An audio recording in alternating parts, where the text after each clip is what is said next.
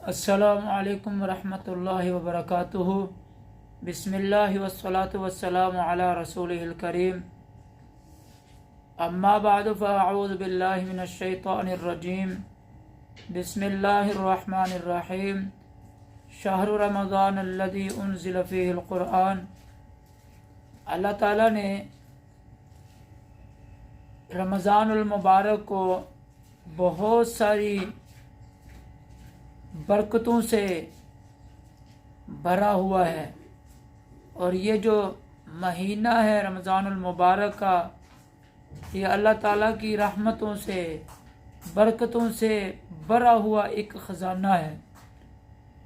تو رمضان المبارک کے اندر ہمیں پوری کوشش کے ساتھ اور پوری فکر کے ساتھ اور پوری لگن کے ساتھ، پورے شوق اور جذبے کے ساتھ دن بھر روزے سے رہنا ہوگا، اور رات بھر صلاۃ التراویح کی شکل میں اللہ کے حضور سر سجود رہنا ہوگا، اور فجر کی نماز، اسی طرح ظہر کی نماز، اور اس کے ساتھ عصر کی نماز، اور اس کے ساتھ مغرب اور عشاء، یہ پانچوں نمازیں، اور صلاۃ التراویح اور کوشش کر کے تہجد کی نماز، اور اسی طرح کوشش کر کے اشراق کی نماز، چاشت، اوابین، اور قرآن کریم کی تلاوت، جہاں تک ہو سکے اللہ کا ذکر،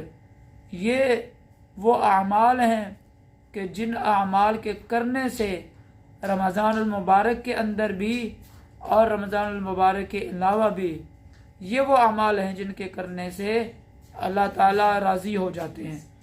اس لیے ہمیں ماہ رمضان میں بھرپور عبادات کو اپنا کر، عبادات کو اختیار کرتے ہوئے دن رات کو گزارنا ہے۔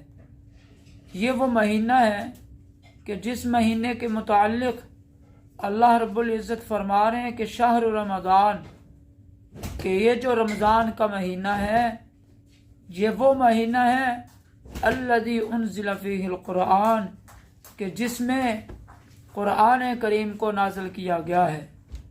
یہ قرآن کریم کو اس مہینے کے اندر اللہ تعالیٰ نے نازل فرمایا، اور اب قرآن کریم کو اللہ تعالیٰ نے نازل جو رمضان المبارک کے اندر فرمایا ہے، اس سے مراد یہ ہے کہ اللہ تعالیٰ نے لوح محفوظ سے یک بارگی آسمان دنیا پر نازل فرما دیا۔ ایک ہی مرتبہ سارے کا سارا قرآن آسمان دنیا پر اللہ رب العزت نے نازل فرما دیا، اور پھر آسمان دنیا سے حضرت جبریل امین علیہ السلام کے ذریعہ سے اللہ تعالیٰ نے اپنے محبوب حضرت محمد رسول اللہ صلی اللہ تعالیٰ علیہ وسلم کے قلب اطہر کے اوپر وقتاً فوقتاً 23 سال کے عرصے میں مکمل فرمایا۔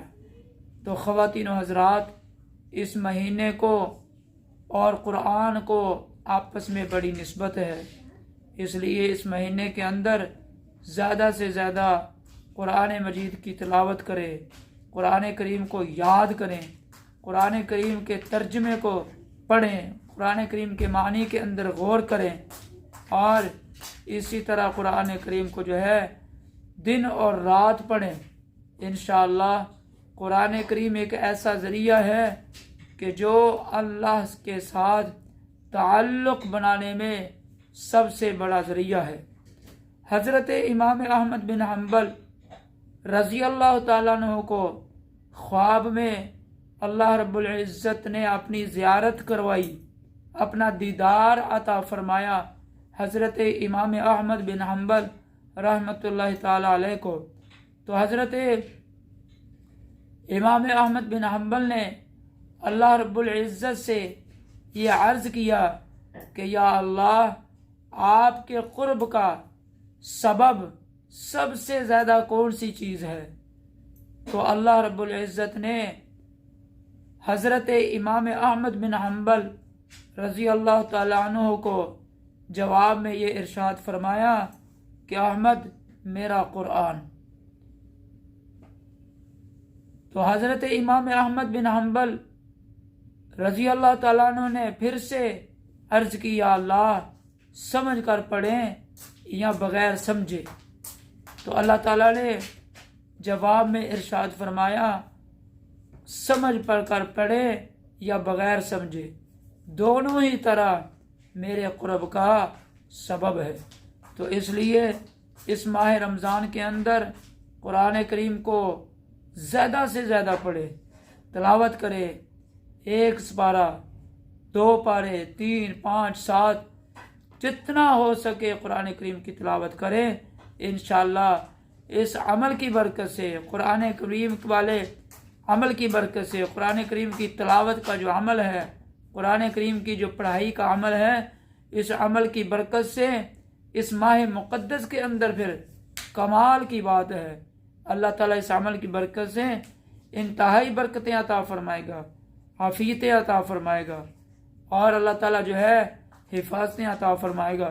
اس لیے اللہ رب العزت نے قرآن مجید کو ماہ رمضان کے ساتھ خاص مناسبت عطا فرمائی، اور اس مناسبت کو قرآن کریم کے اندر بیان فرمایا، جیسا کہ شہر رمضان الذی انزل فیہ القرآن، کہ رمضان کا مہینہ وہ مہینہ ہے جس میں قرآن کو نازل کیا. تو اس لیے ہمیں چاہیے کہ اللہ کے قرآن کے ساتھ لو لگائیں، اللہ کے قرآن کے ساتھ جڑیں، اللہ کے قرآن کو سینے سے لگا کر زندگی گزاریں. اللہ تعالیٰ دنیا کے اندر بھی کامیابیاں، عزتیں، عافیتیں، رحمتیں، رزق کے خزانے، اور آخرت کے اندر بھی اللہ تعالیٰ جو ہے جنت عطا فرمائے گا. اللہ تعالیٰ سے دعا ہے اللہ تعالیٰ ہمیں صحیح معنوں میں رمضان المبارک کے اندر رمضان المبارک کی قدر کرنے اور رمضان المبارک کے اندر زیادہ سے زیادہ قرآن کریم کی تلاوت کرنے کی توفیق عطا فرمائے. وما علینا الا البلاغ.